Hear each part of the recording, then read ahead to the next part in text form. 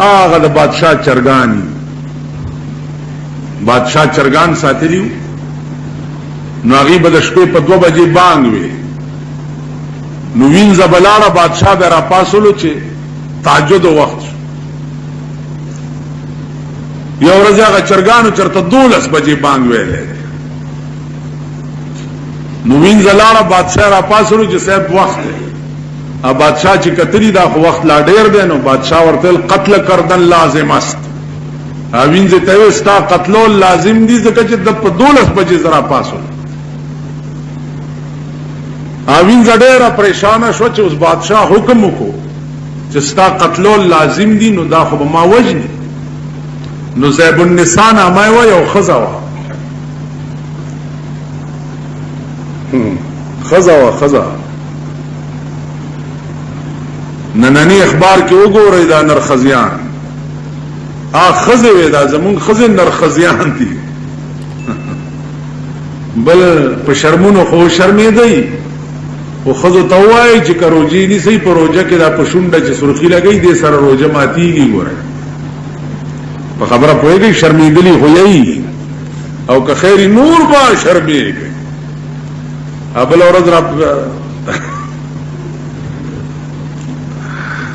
یو په مخ راغی وای چې ډېر ځان پټ را پټ کو او زه په نه غوړل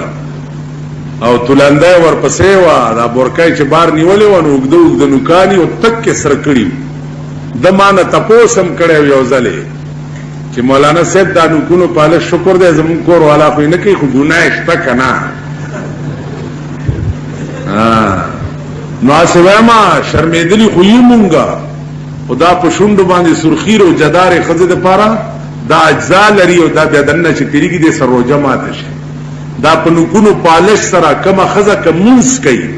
د پالش سره او 10 نه کیږي چې او 10 نه شو مونږ نه کی غسل نوزي ټول عمر بدا خزه په غسل نو عرض می داو څه خبره مې کوله اوین زلاله زیب النساء ته زیب النسام خزر اوین دی ورتل غرق شو وی ولی وی بادچرگانو غلط تیم بانگ ویلے دے چه بادشاہ میرا پاسولو آگه وی قتل کردن لازم است اس خوب ما سبا وجنی زیب النساء ورتل غم مکو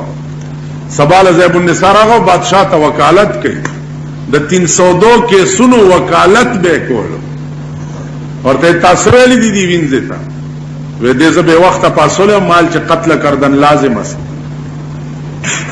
نزیب النساء ورته وایي چې بادشاہ قتل کردن لازم است مرغ به هنگام را قتل کردن لازم است مرغ به هنگام را ای پری پہ کرچی داند وقت صبح و شام را قتلول خو د دې چرګانو په کار دي چې د بادشاہ ټوله غوړې زیړې اخلاص کې او تر اوسه د سبا او د ماخام وخت نه پیژني دا وینځه غریبه د سبا او د ماخام په وخت څه پويږي او چرګ باندې وراله تیرا پاسو بادشاہ والله ټیک وي راډلو کو دا ټول چرګان لاله